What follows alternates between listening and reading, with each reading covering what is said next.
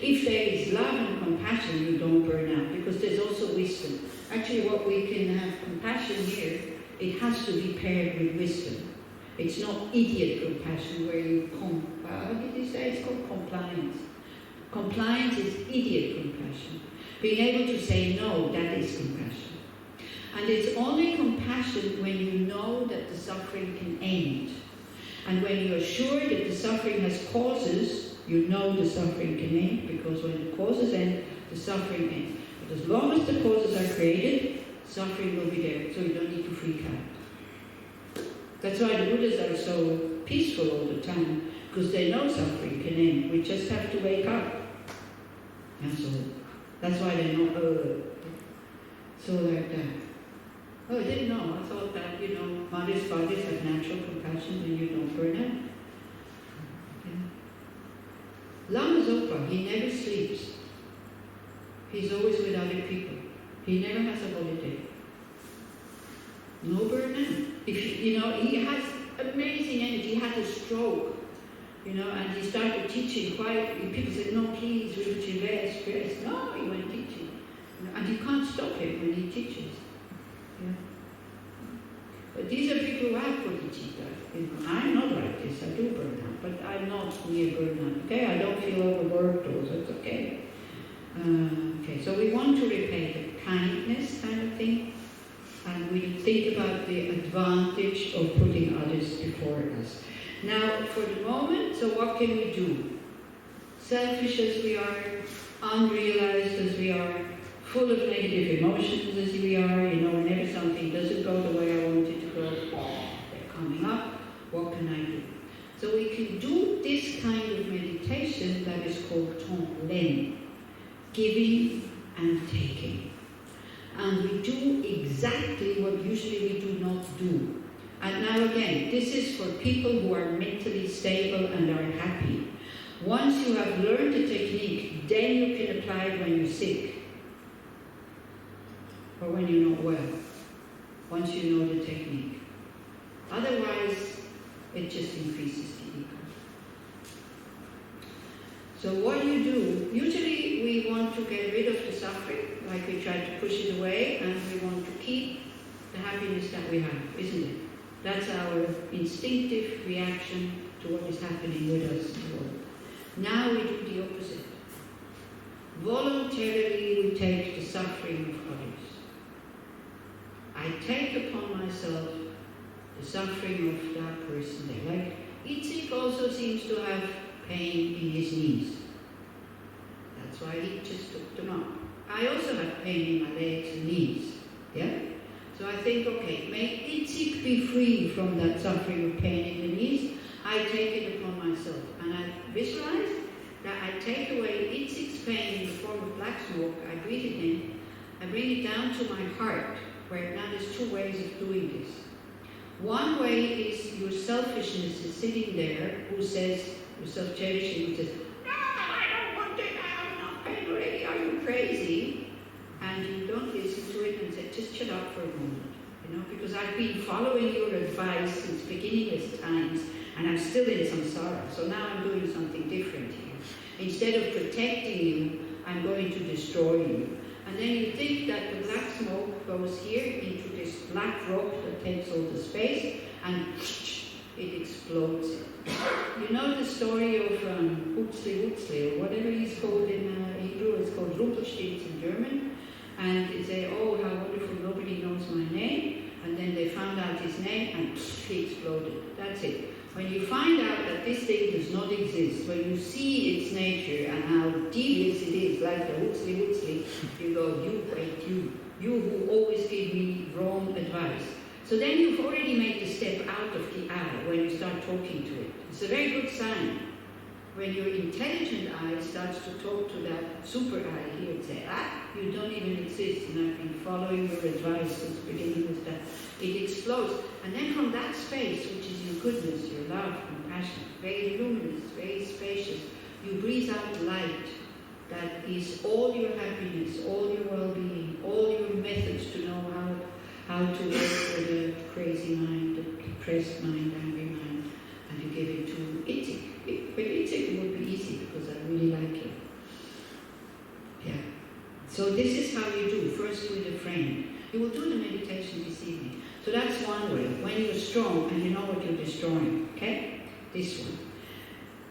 When you are not so much self-confidence, that you're not this animal, you know, this kind of screaming child all the time. You know, when people sometimes say, first I have to learn to embrace my inner child. Yes, that is very good. Many people need to do that, but not for the rest of your life. Grow up. Yeah? But there is moments when you need to tend to your inner child and listen to it. So then that's not the right method, because then the inner child, you will destroy it, you will kill it. That's not what we want. We want to kill the wrong ego, the wrong sense, like the Hutzli thing. So then you think about your goodness. Now, of course, if you do believe in Buddhism, you can visualize the Buddha in your heart. Yeah? And the Buddha can transform everything. If you don't want to have a Buddha in your heart, because you're not a Buddhist, so I don't want to have it there, thank you very much, then you think about your goodness as a source of light, like a filter. So you think you're breathing in all this blackness, all this heaviness, all this stickiness, all this suffering. First of one person, yeah? You breathe it in, you bring it down to that filter. And it filters, it goes through the filter of compassion, love and wisdom, and it comes out as light. It's transformed into happiness, and then you give it to the other person. Okay?